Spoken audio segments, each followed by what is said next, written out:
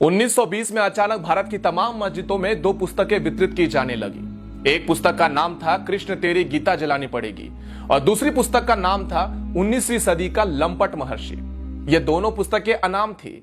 इसमें किसी लेखक या प्रकाशक का नाम तक नहीं था और इन दोनों पुस्तकों में भगवान श्री कृष्ण, हिंदू धर्म इत्यादि पर बेहद अश्लील, बेहद घिनौनी बातें लिखी गई थी।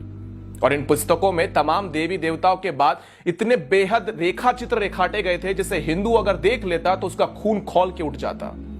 और धीरे धीरे ये दोनों पुस्तकें भारत की हर एक मस्जिद में वितरित की जाने लगी। यह बात जब गांधी तक पहुंची तो गांधी ने इसे अभिव्यक्ति की स्वतंत्रता बताकर गौण कर दिया और कहा कि भारत में सबको अपने अपने विचार रखने का, अपने अपनी बातों को रखने का पूर्ण अधिकार है। फिर एक दिन अचानक 1923 में लाहौर स्थित राजपाल प्रकाशक के मालिक महाशय राजपाल जी ने एक पुस्तक प्रकाशित की जिसका नाम था रंगीला रसूल। उस पुस्तक के लेखक का नाम गुप्त रखा गया था और लेखक की जगह लिखा गया था दूध का दूध और पानी का पानी।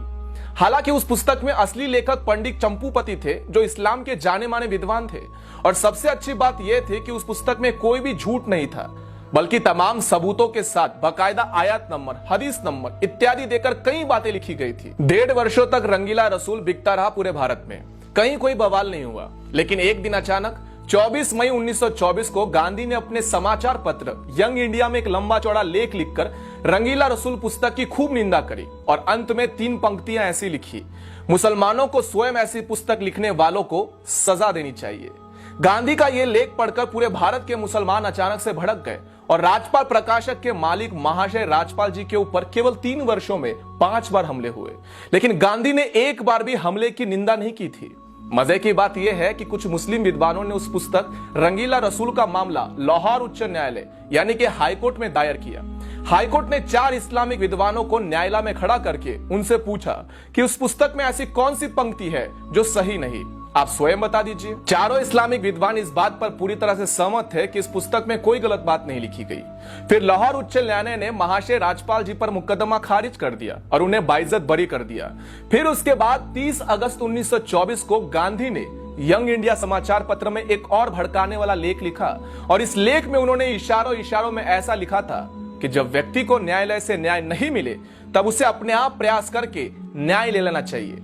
उसके बाद महाशय राजपाल जी के ऊपर 2 बार और हमले का प्रयास हुआ और अंत में 6 अप्रैल 1929 का हमला जानलेवा साबित हुआ जिसमें मोहम्मद इल्म दीन नामक एक युवक ने गदा से महाशय राजपाल जी के ऊपर कई बार वार किए जिनसे उनकी मौत हो गई थी। जिस दिन उनकी हत्या हुई उसके 4 दिन बाद गांधी लाहौर में थे। लेकिन गांधी महाशय राजपाल जी के घर पर शोक प्रकट करने नहीं गए और ना ही अपने किसी संपादकीय में महाशय राजपाल जी की हत्या की निंदा की। उसके बाद अंग्रेजों ने मुकदमा चलाकर मात्र 6 महीनों में महाशय राजपाल जी के हत्यारे इल्म दिल को फांसी सुना दी और वो भी इसलिए कि देश में हिंदू समाज जो था वो पूरी तरह से उबल रहा था और अंग्रेजों को लगा यदि उन्होंने जल्दी से फांसी नहीं दी तब अंग्रेजी शासन भी बर्खास्त हो जाएगा, खतरे में आ जाएगा।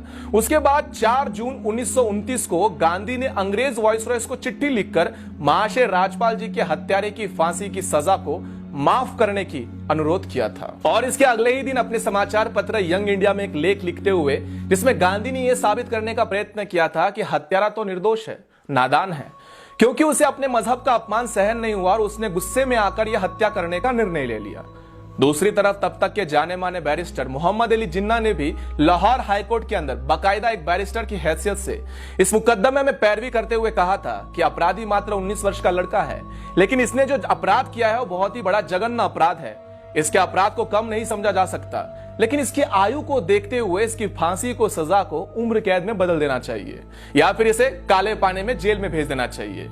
लेकिन अंग्रेजों ने 31 अक्टूबर 1929 को महाशय राजपाल जी के हत्यारे मोहम्मद इल्म दीन को लाहौर जेल में फांसी पर चढ़ा दिया था। बापू, तुम्हारा अहिंसा का पाठ एक तरफा था।